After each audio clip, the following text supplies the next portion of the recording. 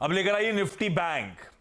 आपने कहा निफ्टी पे कवरिंग के मूव ज्यादा थे, निफ्टी बैंक में अभी भी शॉर्ट्स हैं, प्लस आज बैंकिक्स की एक्सपायरी, प्लस आज एचडीएफसी बैंक के नंबर्स पे रिएक्शन। ऐसे में क्या देखूं, क्या वॉच आउट करूं और क्या करूं इस बैंकिंग पॉकेट के साथ? देखिए, पहले तो एचडीएफसी बैंक का रिएक्शन देखेंगे हम, क्योंकि फ्राइडे को बड़ी रैली के साथ बंद हुआ ये, तो कुछ तो लॉन्ग्स हैं यहाँ पर।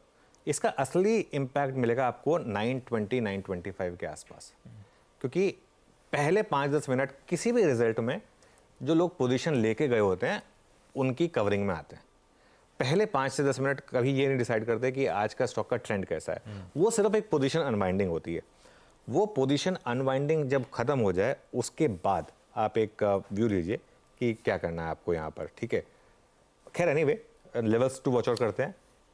आपकी पहली रेजिस्टेंस आएगी यहाँ पर 47,660 से 47,750, ये पहली रेजिस्टेंस है, बड़ी रेजिस्टेंस नहीं है।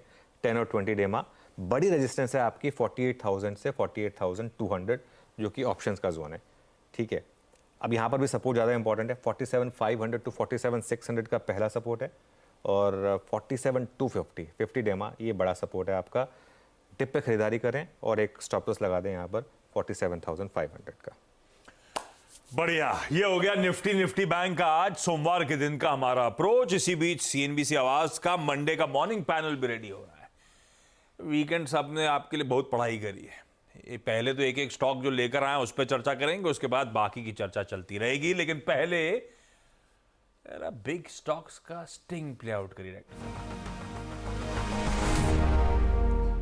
आज बिग स्टॉक्स में क्या क्या? देखिए, बिग स्टॉक्स में मैं एक काम करता हूँ, वो पहले एचडीएफसी बैंक रिविजिट कर लेता हूँ, क्योंकि वो जरूरी था। हालांकि हमने शुरू अपफ्रंट डिस्कस किया था, लेकिन अगर वो ग्राफिक्स रेडी हो तो एक बार फिर से रिविजिट कर लेता हूँ बिग स्टॉक्स में एचडीएफसी बैंक, क्योंकि सबसे बड़ा स्टॉक है मार्केट का और जिस पर रिएक्शन आने वाला है।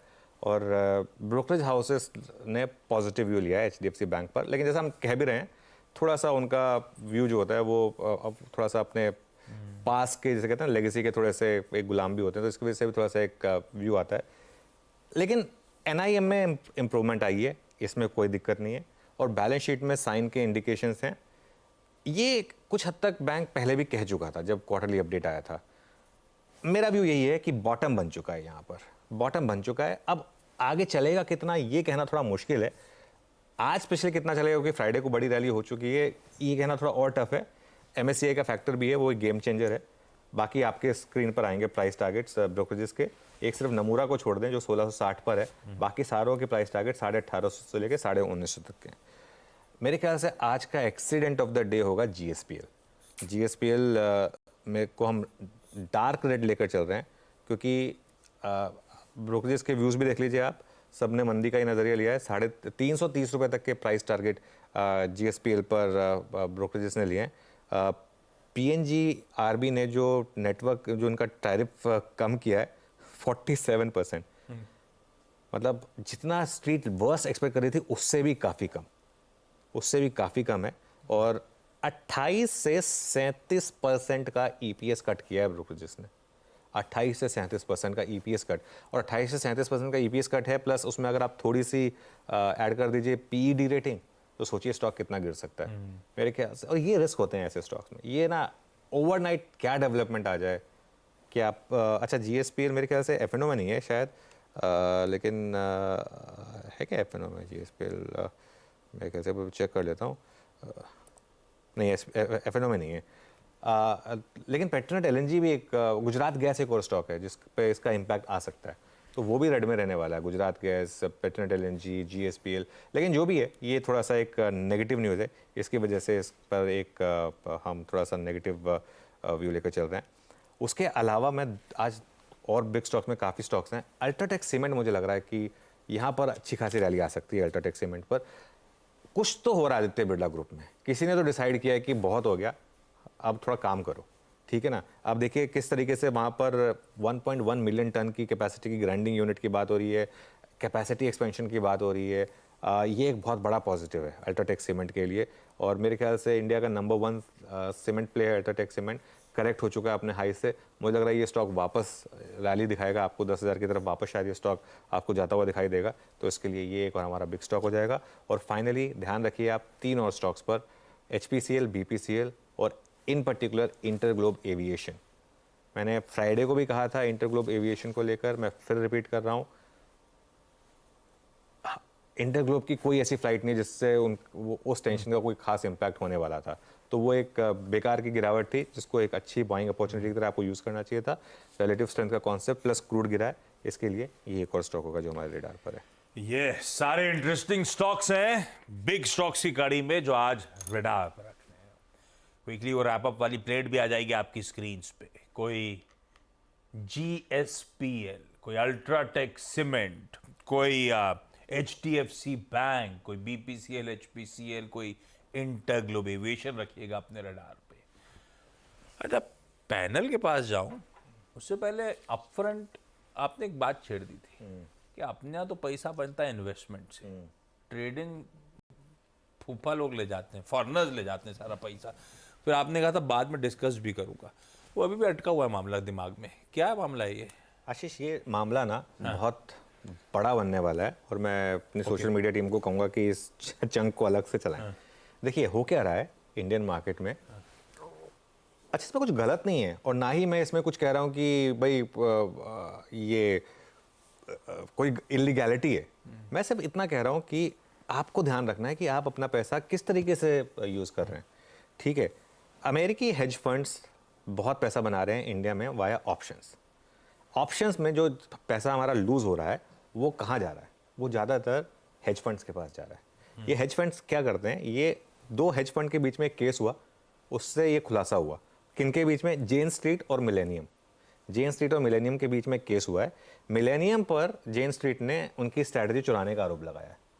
उन्होंने कहा है कि ये हमने मेहनत करके एक इंडियन मार्केट में स्ट्रैटेजी बनाई थी, क्योंकि इतनी लिक्विडिटी है, हर कोई ऑप्शन ट्रेड कर रहा है, हम तो अपना उस हिसाब से एल्गो से अपना पैसा बना लेते हैं। जेन स्ट्रीट के दो एम्प्लॉय थे जो मिलेनियम चले गए थे। ठीक है, मिलेनियम जेन स्ट्रीट ने 2023 में ऑप्शन ट्रेडिंग से इंडिया में $1 बिलियन बनाए। सोचिए, हम कहते हैं ना कि 90% F&O ट्रेडर्स पैसा गंवाते हैं, यहाँ पे उन्होंने $1 बिलियन बनाए। ठीक है, और मार्च 2024 में उनका मुनाफा 50% घट गया, क्योंकि भाई वो स्ट्रैटेजी कहीं और ले गए थे, दो लोग कहीं और ले गए, तो बोल रहे हैं तो हमारी स्ट्रैटेजी है, आप कैसे यूज़ कर रहे हैं इसको। ठीक है, तो उसमें क्योंकि हमने तो काफ़ी इसमें मिलियंस ऑफ डॉलर्स लगाए हैं, आप क्यों हमारी स्ट्रैटेजी यूज़ कर रहे हैं। लेकिन वो उनकी लड़ाई है, वो जहाँ पे जाएगी वहाँ पे जाएगी। उससे हमें ये पता चल गया, वो उसमें स्ट्रैटेजी में निकल के आया कि सबसे ज़्यादा पैसा ये लोग इंडिया में बना रहे थे। अच्छा, समीर अरोड़ा की एक ट्वीट है, समीर अरोड़ा ने एक ट्वीट में एक बहुत इंटरेस्टिंग ट्वीट है। उन्होंने ये कहा है कि भाई ये जो हमारे इंडियन ट्रेडर्स हैं, इनको पता तो होना चाहिए कि भाई दूसरी तरफ कौन है। आप इस तरीके से ट्रेड करते हैं, अच्छा होता क्या ना, एक्सपायरी वाले दिन चलिए ठीक है 10 रुपये चले गए, चलिए ठीक है 20 रुपये चले गए, चलिए ठीक है 50 रुपये चले गए। अरे ये 10, 20, 50 रुपये तो वो चाहते हैं, वही तो एडअप हो रहे हैं सारे के सारे। क्योंकि जो एक तरफ हैं आप जो एक नॉर्मल 10 रुपये, 20 रुपये, 30 रुपये खाने के चक्कर में ट्रेड ले रहे हैं, दूसरी तरफ एक सोफिस्टिकेटेड एल्गो मशीन। आप उस एल्गो मशीन को नहीं बीट कर पाएंगे, कर ही नहीं सकते हैं उसको, एल्गो मशीन को भी। ये जो इंडियन मार्केट में इस तरीके से इंट्राडे की वॉलेटिलिटी आ रही है, क्यों आ रही है? डेली ऑप्शंस की वजह से। क्योंकि इसमें हो क्या रहा है, एकदम से मार्केट कोलैप्स होती है, इमीडिएटली रिकवर हो जाती है। हमने उस दिन डिस्कस किया था, क्या हुआ था उस दिन 1:30 पे जब मार्केट 210 पॉइंट गिर गया निफ्टी पे, उसके बाद तुरंत 150 पॉइंट रिकवर हो गया। ठीक है, अच्छा इसमें एक और बड़ा मामला बन रहा है आशीष, मैं इसमें आपको एक और चीज़ बता रहा हूँ, ये आगे जाके तूल पकड़ेगा ये मामला। होता क्या है, ये क्या करते हैं उनमें से कई ये हेज फंड्स ऑप्शंस लिए इन्होंने, उसके बाद इनकी ही मान लो कोई पोजीशन वगैरह है किसी स्टॉक में, कैश में है मान लीजिए, उसको मार्केट रेट पर धड़ाधड़ काफ़ी बेच दिया, जैसे HDFC बैंक काफ़ी बेच दिया।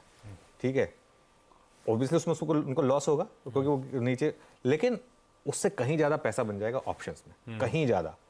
आपका अगर 10 करोड़ का लॉस हो गया मान लो HDFC बैंक के उसमें, उस ट्रेड को करने में, लेकिन आपने अगर 100 करोड़ कमा लिया मान लीजिए ऑप्शन से, तो any day you will do that. और एक चीज़ होती है, ये हेज फंड्स और क्या कर रहे हैं, ये हेज फंड्स जो इंडियन ब्रोकर्स हैं, जो FII ब्रोकर्स हैं, ये FII ब्रोकर्स को मच हायर कमीशन देते हैं compare to long only funds. तो उससे इनको QIPs, ब्लॉक डील्स, इनमें सब में इनको मौका मिलता है पार्टिसिपेट करने का।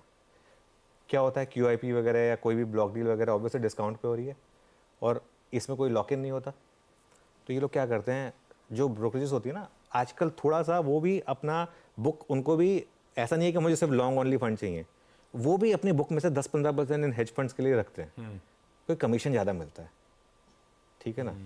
तो ये चीज़ें जो है ना, थोड़ा सा मार्केट का, अब ऑब्वियसली इसमें कोई गलती नहीं है, कोई इलीगैलिटी नहीं है, लेकिन मैं क्या कह रहा हूँ, इससे दो चीज़ें हो रही हैं। एक तो वॉलेटिलिटी बढ़ रही है मार्केट में ओवरऑल, और इवन जो अच्छे स्टॉक्स में जो ब्लॉक डील्स, QIPs वगैरह होती हैं, उसमें भी क्वालिटी ऑफ बुक खराब हो रही है, ठीक है। तो इस चीज़ को थोड़ा सा समझने की ज़रूरत है।